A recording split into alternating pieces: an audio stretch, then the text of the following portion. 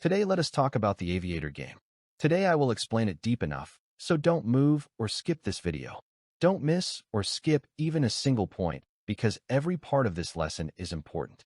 The Aviator game has a unique setup. You need to learn how this setup comes and how it disappears. In my classes, there is a topic called pattern mastering, which is one of the most important topics. This lesson explains very clearly how Aviator creates formations and patterns. Today, I will explain some parts of this lesson. Before I continue, please click the subscribe button and make sure you share this video with others.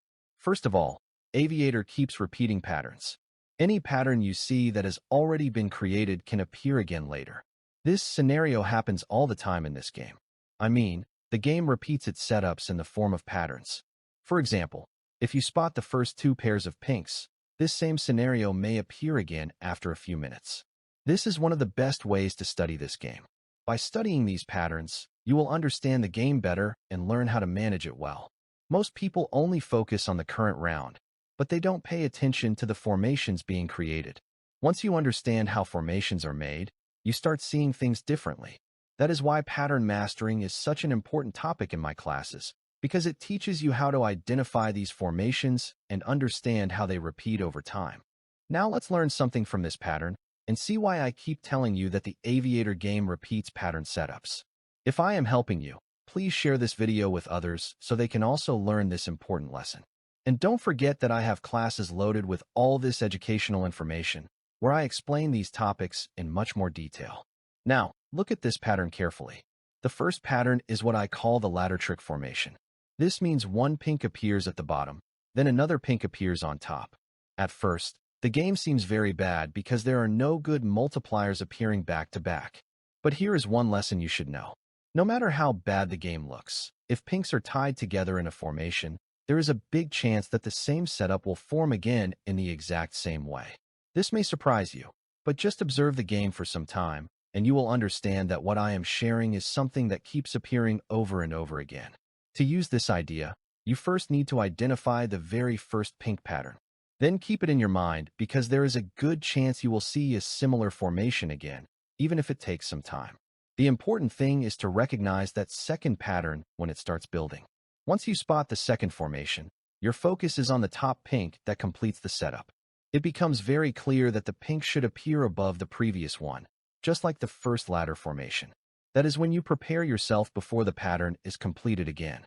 This will help you know exactly when you should start participating, at the right time and at the right moment. Once you understand this, it becomes much easier to manage the game without stress or forcing yourself to participate all the time. Now let me teach you something very important. The same technique also applies to bad phases. A bad phase that you see for the first time has a chance to appear again. In other words, whether the pattern is good or bad, it can continue for some time before the game changes into a different setup. By understanding this, a player can make much better decisions. You can choose the right time to start participating after spotting a good pattern, and you can also know when to stop after identifying the first bad phase. Instead of participating through every round, you learn to time your participation according to the pattern that is forming. That is why I always say pattern mastering is not just about finding good formations. It is also about recognizing bad formations early enough so you can avoid unnecessary participation and wait for a better setup to appear. Sometimes they can try to confuse you. Like here, you can see two pinks appeared at the bottom, and this is the first pair of pinks. It means we expect another pair somewhere on top. But instead, they first give you single pinks before finally creating the exact pattern on top. So learn carefully how they try to twist the setup. No matter how they twist it, they will still make the pattern appear. That is why you should not lose focus just because the game seems to delay the formation. Keep observing until the setup is completed. One more important point you should know is this. Most of the time, a pattern repeats only 2 or 3 times before it changes into something else. If you see the same pattern repeating for a very long time, then it could simply be a happy hour or just a very good game moment. Here, we are looking for something that you can track consistently and identify at the right moment. From my observation, the second pattern is usually the best one to focus on. If you keep waiting for a third or fourth repetition, it may disappoint you because the pattern can change or fail to complete at that moment. That is why I always focus on identifying the first pattern, then watching for the second one. It is much easier to manage than waiting too long and hoping the same setup keeps repeating forever. Let us check this other game here. Here they tried to send a clear message by repeating the exact number of pinks that appeared at the bottom. This is exactly what I have been telling you. They repeat all kinds of patterns. Once you start observing carefully, you will notice these formations appearing again and again in different ways. My students who are already in my classes, I'm sure, will understand this video much better than those who haven't joined yet. Why? Because in my classes, this entire topic is covered in full detail. This video is only a small part of the complete lesson. So if you find this lesson helpful, you are welcome to join my classes. I have a Big Pink class, which is separate from the full course class. The Big Pink class is perfect if your main focus is studying big pink formations, while the full course covers many more important topics about pattern mastering and game behavior. Now, this top pattern is enough for the day. There is no need to strain yourself by watching the game the whole day. Work with this topic, study it well, and keep practicing your observation.